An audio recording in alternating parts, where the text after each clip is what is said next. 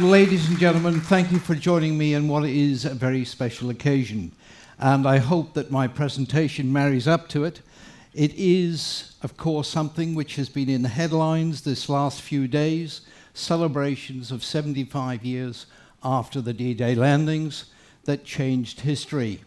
Now, what I'd like to do in the course of the next 45 minutes is to look at what happened before this event in World War II. Then I'd like to have a look at Hitler's Atlantic Wall. What were the Allies facing? What were the troops facing when they came ashore? Looking at secrecy, planning and deception, which played a major role in wrong-footing the Axis forces. Look at Overlord itself.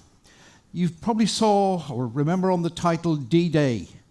D-Day is actually used for any military operation, is common parlance, but it became associated with Operation Overlord, the landings in Normandy.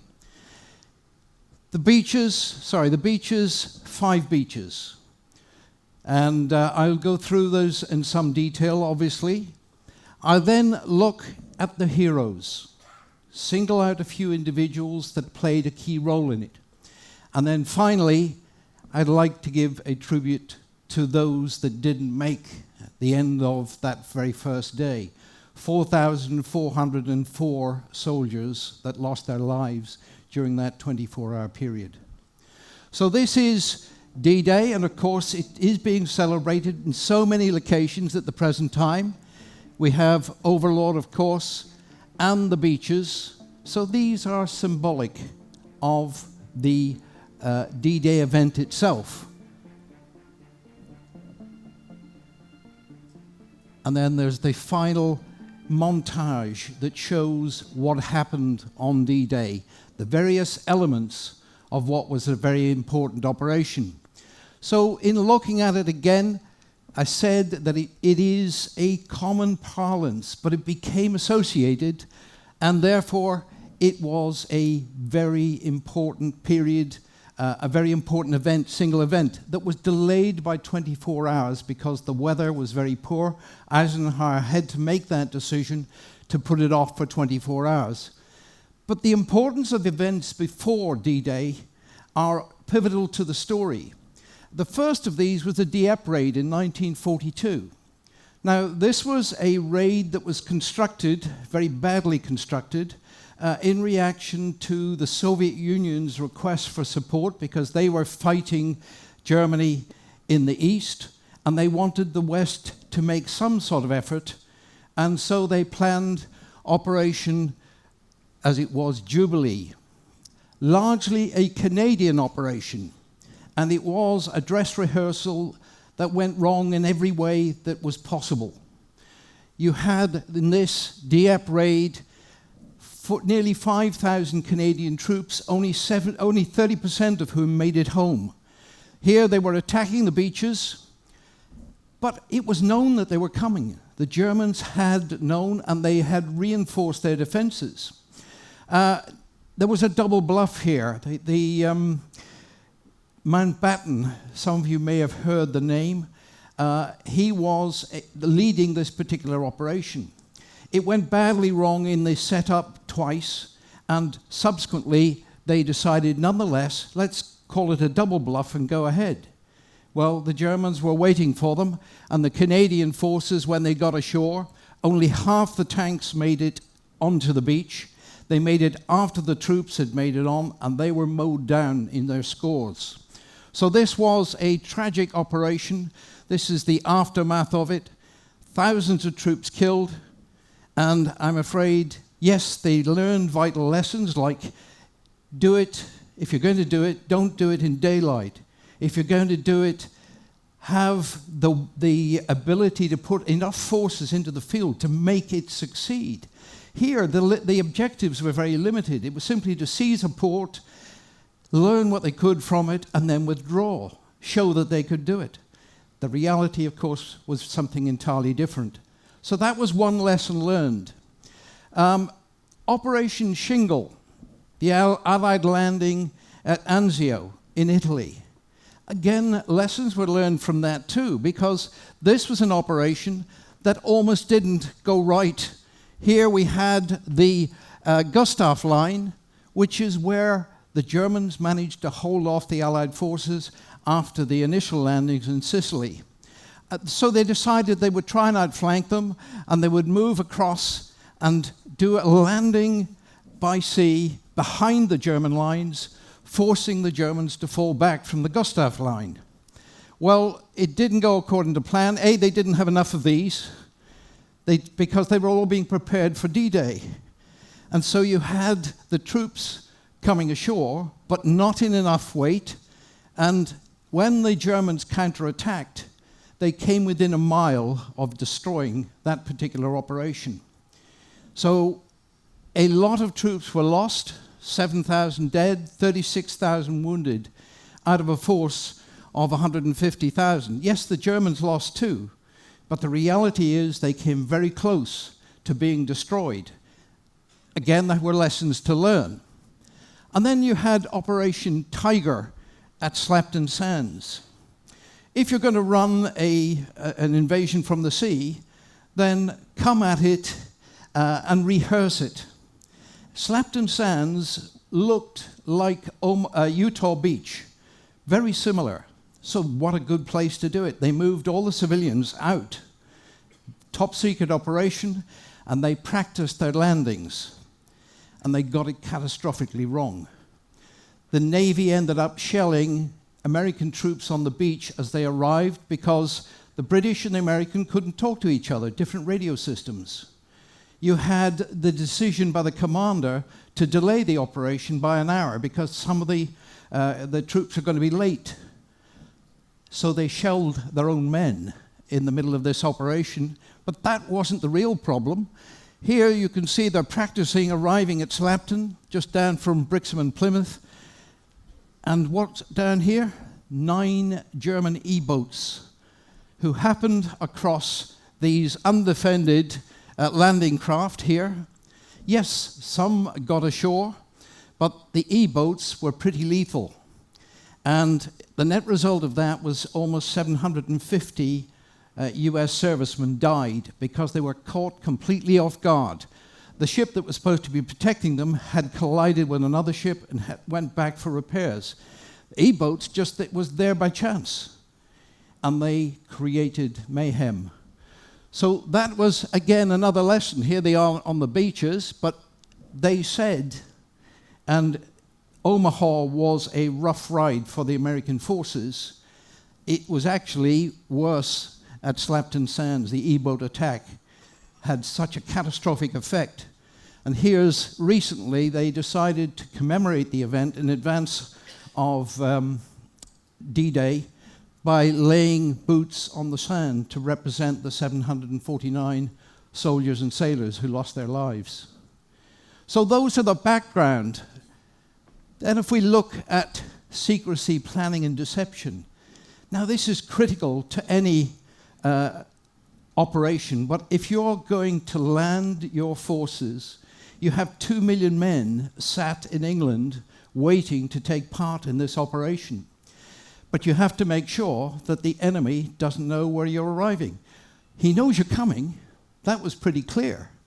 But how could you deceive the Germans into where the main plan of attack is going to be? Now, these are the guys who had the responsibility. You'll probably recognize someone in the middle there. He ultimately became a president.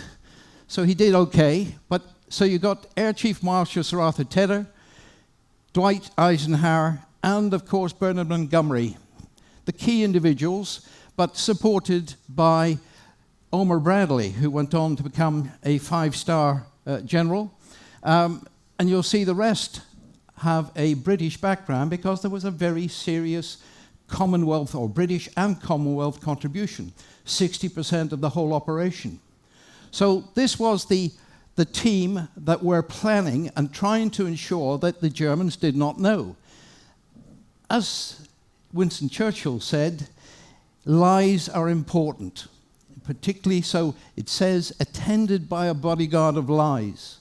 Well, strangely, a bodyguard became the operation that was intended to see off the Germans and deceive them into where the operation would occur.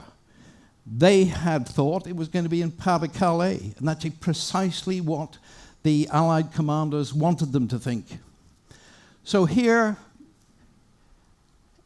Bradley said it was the biggest single hoax of the war, and it succeeded.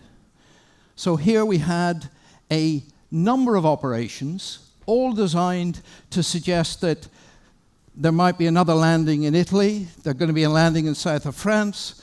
There were events going off elsewhere, even in Sweden, diplomatic efforts to try and indicate that the German war effort could suffer as a result of a negotiated reluctance to provide ball bearings to the German war machine, for instance, from Sweden. So Fortitude North, Fortitude South. Well, these were particular operations that had a critical part in the D-Day planning. Fortitude North, we're going to attack Norway. We're going to have an army in Edinburgh that's capable of going across. Fortitude South, yes, we're going to go to the Pas-de-Calais, the closest point. We'll get sufficient troops on the ground to allow us to do that. However, Fortitude in itself, well, what did it actually entail? Fake army, fake tanks, fake aircraft, fake radio transmissions. Everything about the operation was designed to tell about an army that did not exist. And Omar Bradley, or in fact Patton, was the first man who was given command. And when the Germans saw that he was given command, that just enhanced the credibility that this was a real operation. So Operation Fortitude, that's this one. Well, it was an interesting exercise. It was the code name, obviously, for every exercise or every operation had to have a code name. So it was the deception, the deceit that Churchill alluded to. And the two exercises, north and south, you're creating an army that didn't exist up in Edinburgh and another army that was right across the channel. But you have to actually indicate to the enemy that it is there. How do you go about doing that? So the two exercises work together, and so you had now in terms of the south, the whole idea of this was to say, whatever happens elsewhere, the real effort is going to occur across the channel. Anything else is a diversion. It's a way of taking the German eye off the ball, and that's the important thing. Delay reinforcement. Stop the tanks moving in from wherever. And consequently, you had a 3-star general commanding.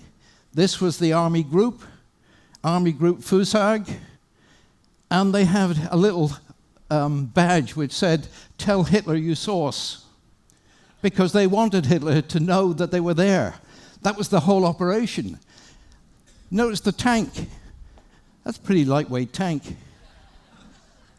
These barges, they were also false. The aircraft were false, and the radio traffic was false, all designed to tell them. So did it succeed? Well, this was what was said. Hitler was so convinced he waited for 7 weeks. 7 weeks that allowed the Allies to break out. And as I say, here you have the tanks, the aircraft, the half-tracks, everything that suggested there was a real army in play. A real army that had much more power than was being sent to Normandy when it came about. So, that's the secrecy. What about the wall? Well, the wall was pretty formidable. You're talking about large guns and good preparation for meeting the offensive when it came.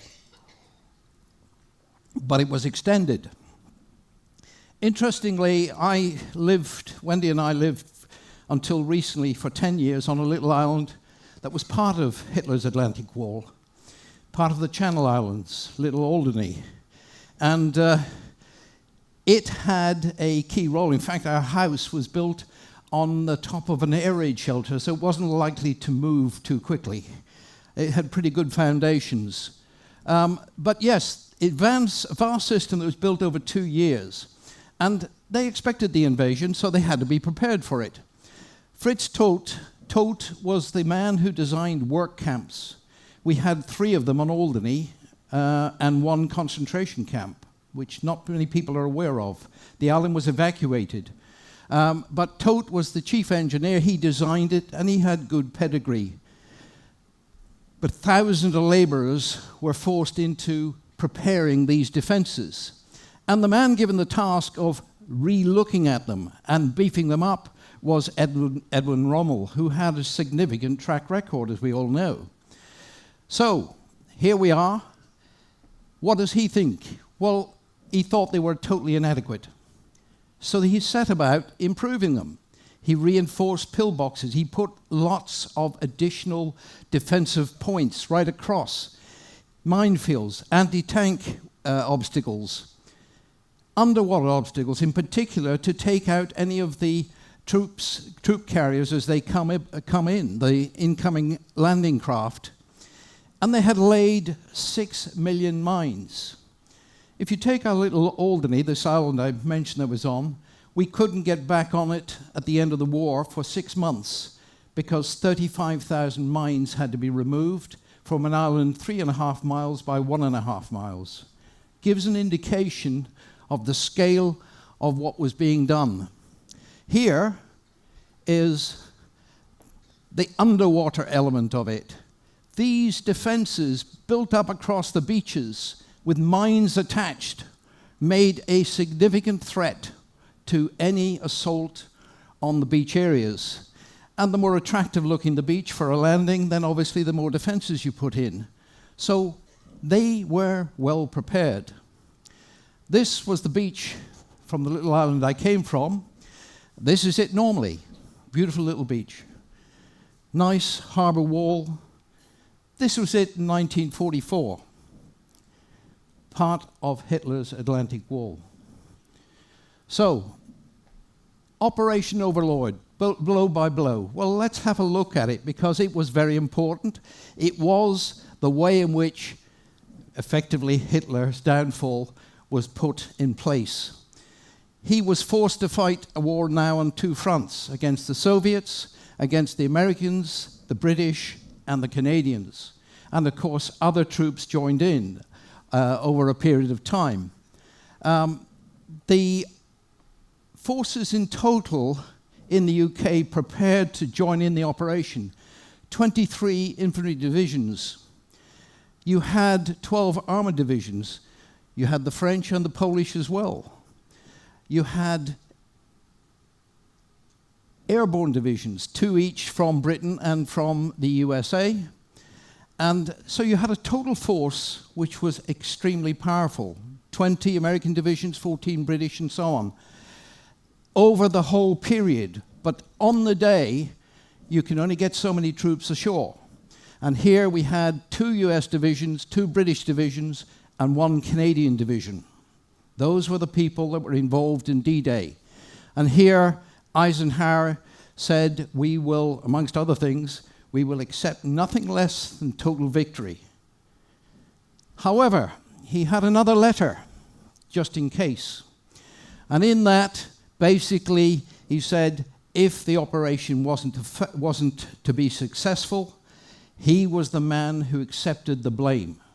He would not blame any of his troops. But that was a letter which only came to light much later, of course. But he was a man who said, it's my decision. If it goes wrong, it's on my head be it. So the invasion went ahead 24 hours late. Code name for the invasion of Northwest Europe, and D-Day, until the operation went on until they crossed the Seine. So that's the whole of the Normandy period and Overlord itself. These were the beaches. Utah, 50-mile stretch of coastline, and broken into Utah, Omaha, both American. including a point here, a difficult point to take because it's cliff faces. Gold Beach, which was British, Sword Beach, which was British, Juno Beach, British. Canadian, my apologies. So here we have, originally, the military were going to call these after fish: goldfish, swordfish, and jellyfish. Well, that was going to be sword, gold, and jelly. Churchill didn't like that at all. He felt that the people would be dying on this beach called Jelly. There was no way that that had the right name, and so he insisted that it be named after Juno. So it was Juno Beach, after a goddess in ancient Rome, who's often seen wielding a spear and looking as fierce as she ought to be. The very first forces to land were commandos, and their job was simply to make as much noise as they could. To really worry the Nazis, they went with loudspeakers, simply to scare the local Germans and divert their attention and cause confusion. So a lot of operations like this went on, which were not designed to hurt them in any way, designed essentially to confuse their command and control system. So they were part of the Fortitude Deception Plan in its wider sense. The operation began after midnight. You had 3 airborne divisions, 2 American and 1 British. The 82nd and the 101st American, and Britain's 6th Airborne Division. You're talking about close to 8,000 planes. The lesson that was learned from the other operations was that you go in force with real intent, and you have massive superiority in every field, whether it be air forces, navy, manpower, or whatever. And that's what they did. Nearly 7,000 of them. And here we had the Dakotas as they moved across. I thought I had a little bit of music here, but it appears that I don't. That's better. And here the landings took place both sides of the main operation and the landing bases. So, the airborne assault was 2 companies. They came in on the C-47s, and here are the signs of both divisions. They were successful. And their aim was to capture Cherbourg initially, to give another route for resupply of Normandy. So they were also tasked with linking up both of the American beachheads.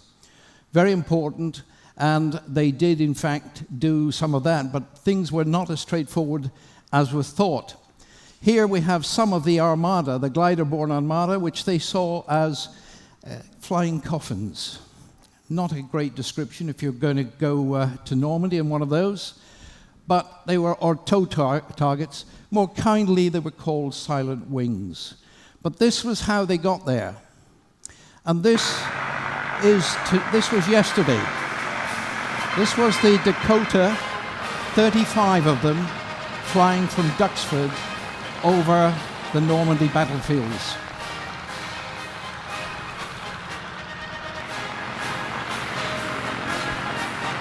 Many of them, of course, not in the 3 stripes, the white stripes. We shall fight on the seas and oceans. We shall fight with growing confidence and growing strength in the air. We shall defend our island, whatever the cost may be. We shall fight on the beaches. We shall fight on the landing grounds.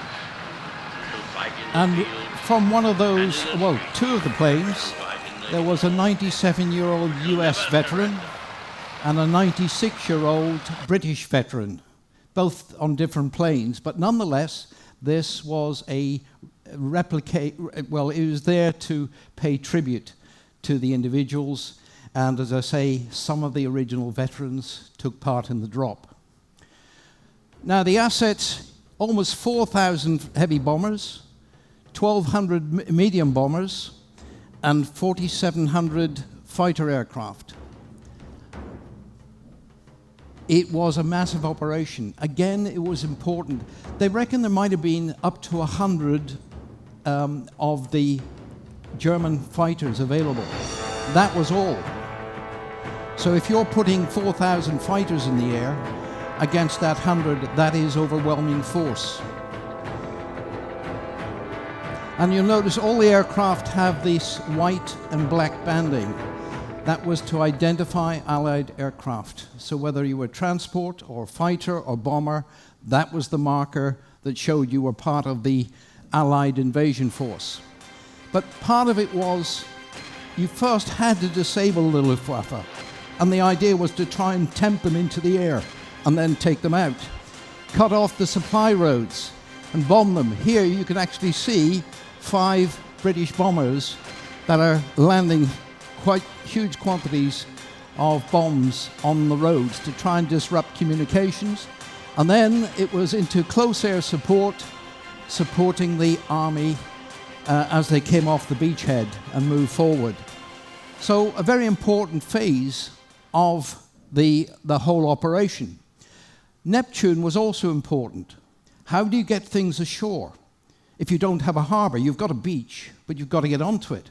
And some of the stuff that had to come on in these mulberry harbors, large pieces of concrete, and a pipeline that came direct from the UK under the sea. Here were the operation. You can see how ships would moor offshore, and they would gradually bring stuff on. So it was a very effective way. This is a shot taken over the period, and here you can see some of the troops arriving, some of the ferries arriving. Here, unfortunately, some of the ambulances taking people, casualties, back to the UK. The 5 beaches. Well, I've told you the background to 3 of their names. The use of jellyfish was not approved. But here you can see they had to come in over this period onto the beaches, which was a massive operation, and it didn't go all according to plan. As they arrived, 5,000 or more ships. On the American beaches, 57,000 troops had to be put in. The British and Canadians put 75,000 in, and as I say, over 4,000, or the official figure 4,404, were the number either killed or posted as missing on that day.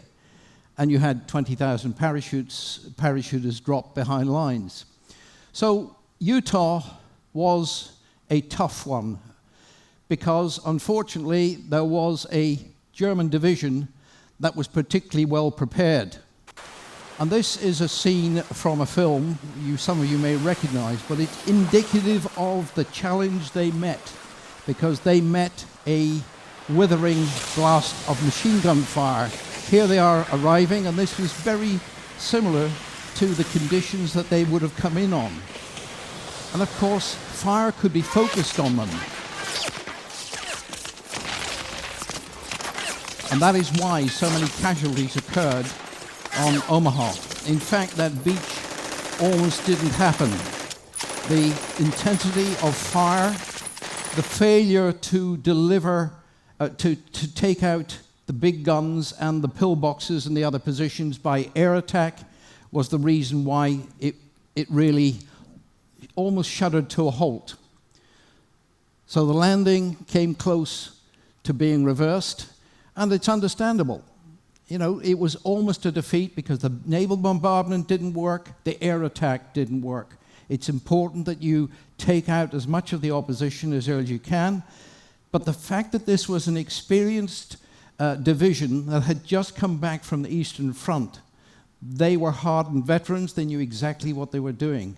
And unfortunately, the American landing on the beach was to find itself in great difficulty very, very quickly.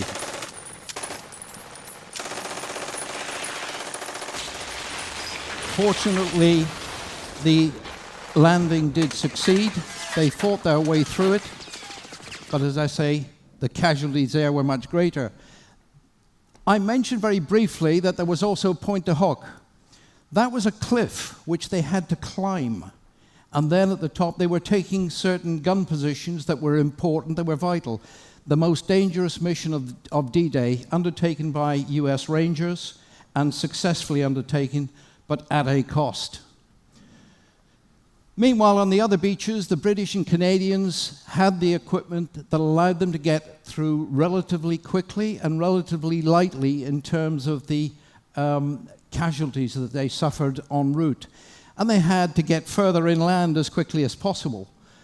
By afternoon, they were actually moving towards Bayeux and Caen, which were the main targets at that time. But nonetheless, they still had resistance on the way. If we look at it, where everything was getting ready to come in, had to go through what was called Piccadilly Circus. All of the naval boats for all of the landings had to come to that area. And here you can see the first troops land 15 minutes after midnight. Then you had the British paratroopers dropped at 1:45 in the morning. And then an hour later, you had the American paratroopers dropped near Saint-Mère-Église. So that's the pattern of events. The 5 beaches, yes, they landed at 6:30, 7:30, 8 o'clock, 7:30 as far as the British on Sword. Those are the timings, but you can see that success here, Gold and Juno, and down in Sword. Yes, on Utah, where the resistance was much lighter. Here in Omaha, things were tough, and it took a long time to make inroads in the operation. I'll give a quick mention to the French resistance. They weren't involved in the planning of the operation. They were simply alerted by the British Special Operations Executive, SOE, that they should do as much damage to communications on the day, particularly the railways, but lines of communication, and indeed they did. There was something like 180 German trains derailed that day, and over 500 railway lines disrupted. So trying to isolate the landing area. So in terms of the overall effort, that gives an idea of the scale of this operation, the biggest operation of its type that has ever occurred. We're talking in terms of fighters, 4,000 fighters, over 4,000 bombers, 120 warships, 1,200 merchant vessels. You have a massive undertaking, quite apart from the soldiers and the tanks, the vehicles, all of which had been landed. So an incredible operation and incredibly complex. But it allowed a breakout to occur only because the German reserves, the tanks, were held back by Hitler, who was still worried about this coming across in Calais. 10%, though, of the troops that were to take part and to come into France were dead or wounded by the end of June, by the time they liberated Paris, D-Day heroes. Well, some of you may not have heard of the Victoria Cross. The Brits among you, of course, will. This is the supreme award for valor in the face of the enemy. There was just one awarded on D-Day to Company Sergeant Major Stanley Hollis, who had come through a number of landings previously in North Africa, in Italy. Now he's doing Normandy. He attacked 2 pillboxes on his own and brought in something like 50 prisoners and killed many, many more. He was a hero absolute. But that's not to ignore, because I've mentioned that on Omaha Beach, things were pretty tough. And of course, Medal of Honor, the highest military decoration, in many ways comparable to the Victoria Cross. 9 of the medals, 12 soldiers were awarded the medal, 9 of them posthumously. That in many ways echoes what happens with the Victoria Cross, because most of the individuals that have received it in the past have died in the attempt. But here we had 12 individuals, and those 12 individuals, their names are up here, included one name that will be familiar to all of you, I'm sure. The ones with stars, by the way, were posthumous.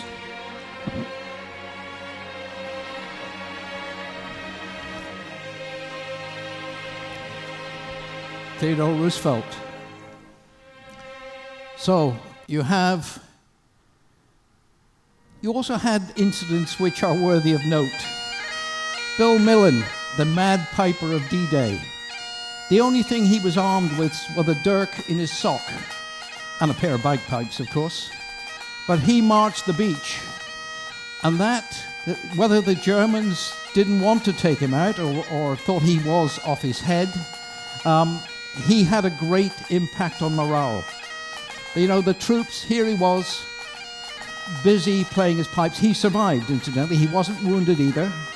But here he is, and they're all taking up defensive positions, and he's walking as bold as brass across the beach. There is a statue to him in Normandy, which you would probably expect, I think. So, here's a summary of the operation. 6th of June, it all happened. The initial target was Caen. You had 155,000 men involved, paratroopers, great numbers. And you'll hear a familiar voice in a moment, because the commander-in-chief had words to say to his men.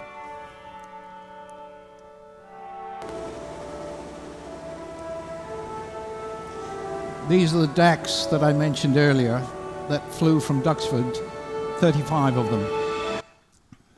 Oh.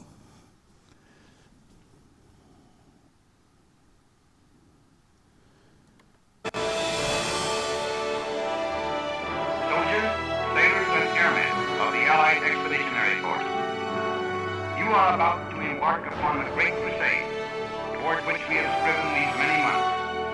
The eyes of the world are upon you. The hopes and prayers of liberty-loving people everywhere march with you. In company with our brave allies and brothers in arms on other fronts, you will bring about the destruction of the German war machine, the elimination of Nazi tyranny over the oppressed peoples of Europe, and security for ourselves in a free world.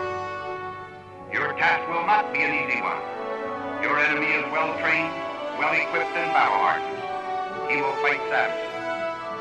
The tide has turned. The free men of the world are marching together to victory. I have full confidence in your courage, devotion to duty, and skill in battle. We will accept nothing less than full victory. And you recognize, of course, and let us all beseech the blessing of the Commander-in-Chief, upon this great and noble undertaking. General Eisenhower. So that was a backdrop to the operation itself, but I would like to have a look at some of the tributes to the fallen, because this is what the commemoration, the 75th, is all about. There are many beaches across Normandy that pay tribute to the individual armies, and I'm starting using the alphabet. So we'll start with Britain. Now these are some of the latest tributes, if you like, the statues. And in fact, I found one that was opened yesterday. And this guy I spotted, not only does he have the Legion d'Honneur, he was at an RAF cap badge. So as I was in the Royal Air Force, I was very pleased to see that. But one of the 300 veterans that attended the ceremony yesterday, and this statue was also unveiled. This is it a little closer. British Tommies as they come across, and this is the British War Memorial. This is one of the cemeteries, Bayeux, the largest, but again kept meticulously, and this is effectively a tribute to those who fell on the British side during the course of the operation. And although the Canadians had an easier ride, nonetheless they have their cemetery as well, and they are proud. This is a song which is also played to honor the veterans, to honor those who lost their lives. And this is the bit people forget. There are so many soldiers over the period, I said 10% of the 2 million did not survive the liberation of Paris. So the names are many and the tributes are deserved. And I make no apologies for putting this one, because this is the German War Cemetery, which I'm sure many of you will have seen in your visits to Normandy Beach. These were men who were doing their duty as they saw it and lost their lives. So they also have their share of cemeteries, and you can see the names spread, not always, because many of them are in shared burial sites, large sites. And of course you've got Omaha Beach, which saw the worst of what would happen during the landing. And this is a remarkable memorial, and I think you recognize the bugle here, taps. But this is a very powerful tribute to the American contingent, and it's only as you move along and you see the numbers, you begin to realize how many men lost their lives, young men, during the events of D-Day, which changed the world.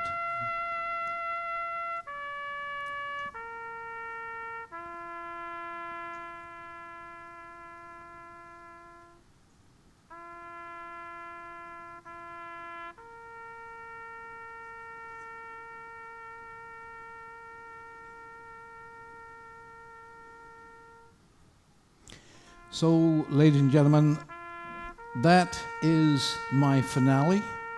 That is, I hope, something I won't say you enjoyed, because you will not have enjoyed it, but I hope it has made you think about the importance of today as the 75th anniversary and the importance of what happened back in 1944, 6th of June 1944.